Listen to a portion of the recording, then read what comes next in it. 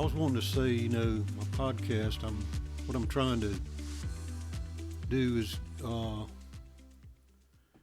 maybe get people to try to improve their lives, just even, if you're a Christian or not, just try to improve yourself. And we know the time is drawing near, and that's the kind of goal that I'm trying to do. Today, I was going to talk.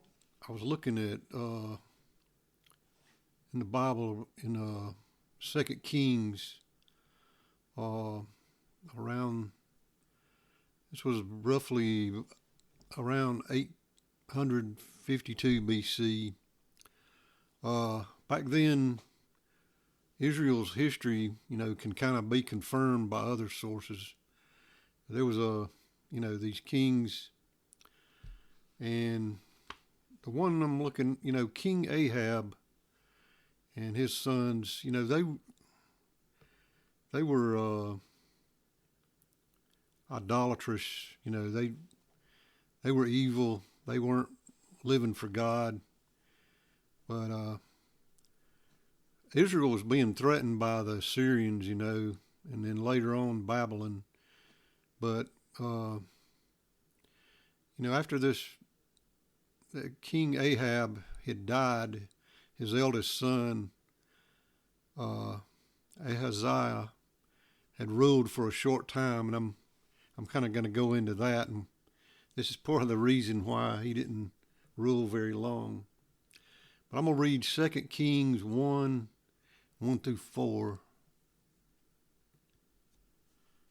Then Moab rebelled against Israel after the death of Ahab, and Ahaziah fell down through the lattice in his upper chamber that was in Samaria and was sick. And he sent messengers and said unto them, Go inquire of Beelzebub, the god of Ekron, whether I shall recover of this disease. But the angel of the Lord said to Elijah the Tishbite, Arise, go up to meet the messengers of the king of Samaria, and say unto them, Is it not because there is not a God in Israel that ye go to inquire of Beelzebub, the god of Ekron? Now therefore thus say the Lord, Thou shalt not come down from that bed on which thou art gone up, but shalt surely die. And Elijah departed. So when King Ahab was alive, Moab had either been defeated or they had made some kind of alliance with Israel. But now that Ahab was dead, Moab had rebelled kind of against Ahab's son, Ahaziah. And Ahaziah was like his father. He was idolatrous. And the Bible says, they did evil. Ahaziah was in Samaria. Back then, Samaria was the capital of Israel. But he was sick, and he fell through this lattice in this upper room, and he was injured. So he sent these messengers to go ask of Beelzebub, which I think Beelzebub is kind of like the Lord of Flies. I think they really were talking about Beelzebul, but this, they call him the god of Ekron. Ekron was one of the major Philistine cities that was that bordered Israel, I think. But so he was asking, if he would survive this injury. I guess he was asking, so these soothsayers or whatever could tell him. But in verse 3, the angel of Yahweh spoke to Elijah and told him to meet those messengers and ask them, is it because, there is no God in Israel that you're asking, this Beelzebub? But, and, he told him he would surely die. So Elijah went. Okay, now I'm going to read 2 Kings 5 through 8.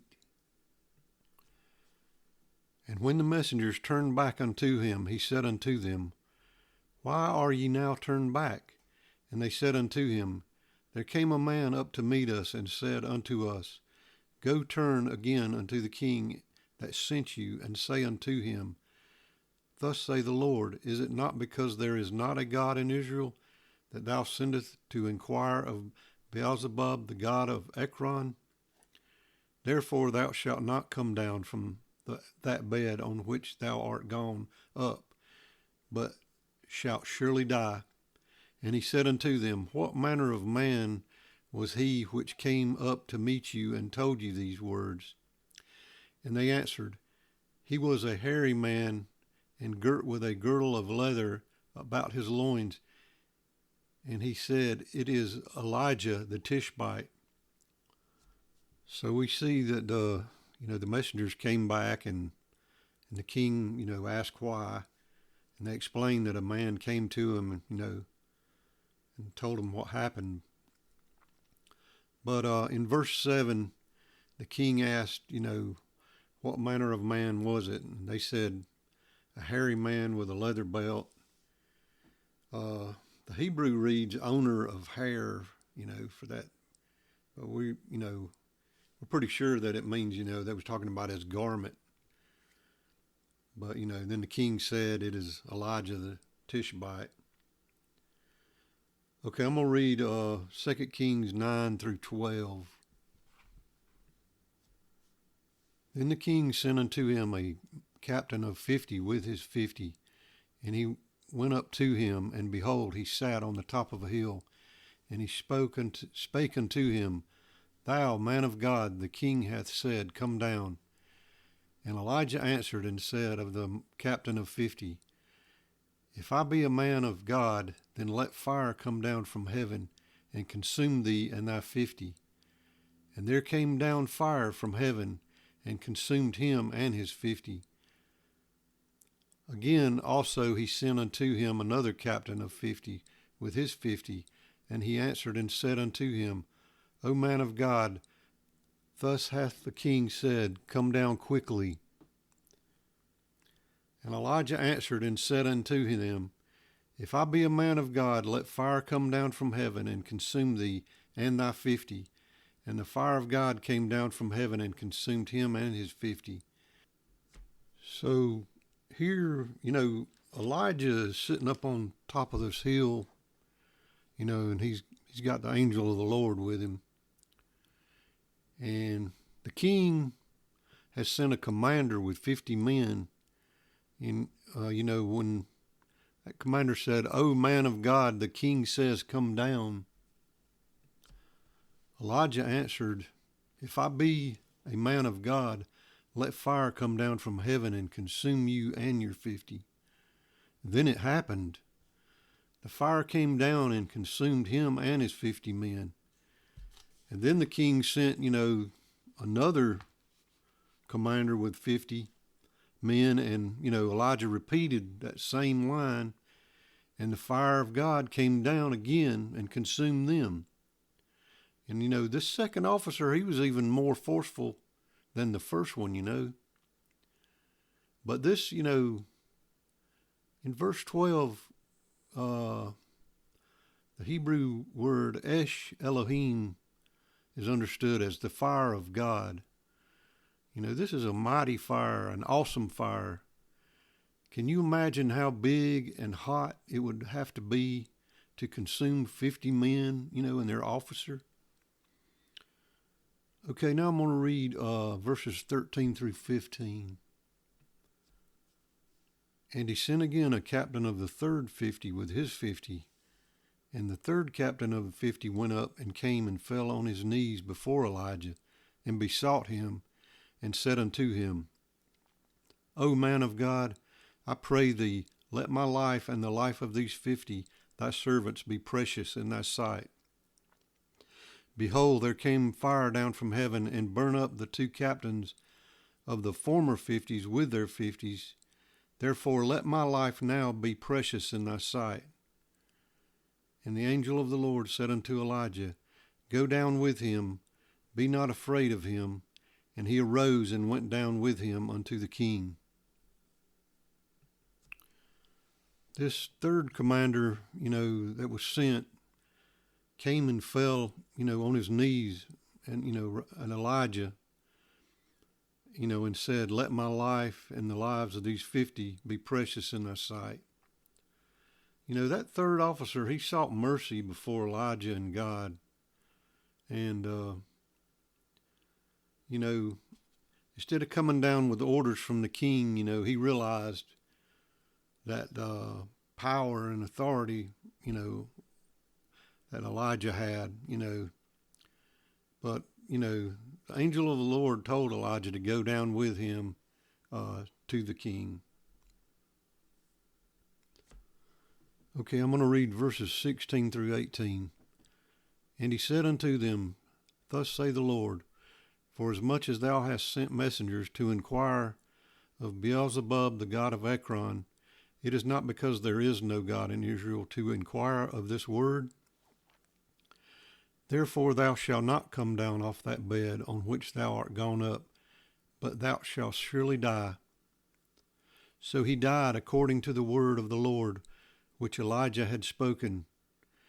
And Jehoram reigned in his stead in the 2nd year of Jehoram the son of Jehoshaphat, king of Judah, because he had no son. Now the rest of the acts of Ahaziah, which he did, are they not written in the book of the Chronicles of the Kings of Israel?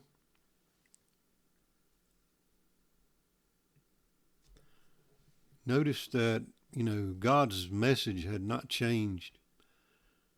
It's not because there is no God in Israel to inquire of his word. Then the judgment comes down. You won't come off that bed. You will surely die. The Lord was speaking through Elijah. King Ahaziah died. The Hebrew text here can be confusing. There's a king in Judah and the king of Israel, and they went by the same name, Joram, but Joram was Ahaziah's younger brother. The other Joram, I believe he was the king of Judah, and they called him Jehoram. He was the king of, he was the son of Jehoshaphat. And we think they had there for a while, Jehoshaphat and his son kind of might have had a co-regency thing. But that story in Kings is apparently a little bit different, from what they are written in Chronicles and all. But there's a little confusion there, but we think that's what it is. But we have this, this recurring theme of fire that is found with God. You think about the burning bush with Moses. You think, when the exiles, left Egypt, his divine presence was a pillar of cloud by day and a pillar of fire by night. And just thinking, when they talked about the throne room and all of God, there's a lot of fire, there's a lot of fiery, guardians, and that kind of thing. And, God is considered to be an all-consuming fire. I want to read Deuteronomy 4:23 and 24. Take heed unto yourselves, lest ye forget the covenant of the Lord your God, which he made with you, and make you a graven image, or the likeness of anything which the Lord thy God has forbidden thee. For the Lord thy God is a consuming fire, even a jealous God. That says it pretty plain, but it kind of reminds us that God is a jealous God, and especially with idolatry. Okay, now I'm going to read Hebrews 12:28 and 29.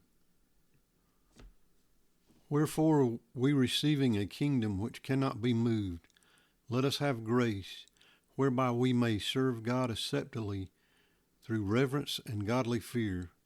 For our God is a consuming fire. Okay, here it kind of reminds us, about his holiness and his judgment.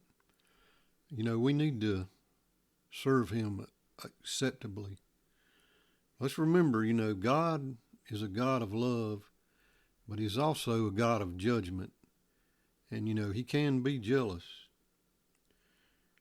This fire is like, if you had these metals, that fire can purify, like a fire consumes these impurities and leaves behind a pure metal, Just God's presence can burn away evil, pride, and sin. But when you're out there and, like this king, and this idolatry and all, God worked through Elijah to make a point, King Ahaziah kept wanting to inquire of Beelzebub for his answer. And all this idolatry and evil was met with a judgment. There is a God in Israel, and we should have a reverent fear and try to treat others right and share. Let's try not to put other things before, God. Let's try to, we don't want to make him angry because he is a God of judgment. Let's remember these things and have that reverent fear. Okay, guys, until next time.